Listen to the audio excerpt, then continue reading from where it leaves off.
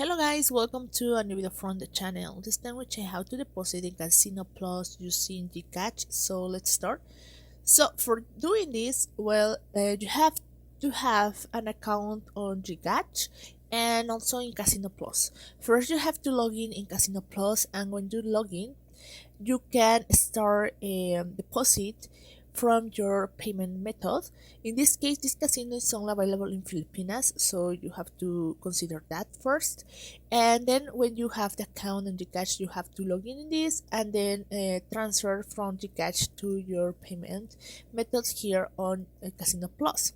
You can add funds on your GCash account without any problem, and if you have well funds there, you can start transfer money or deposit money from other accounts, in this case Casino Plus.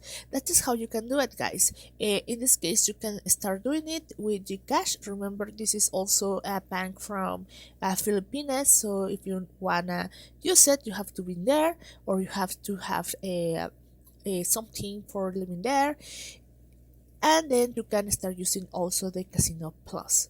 So guys, I hope this information helps you a lot. Thank you for watching this video. Remember to subscribe and don't forget to give us thumbs up to this video.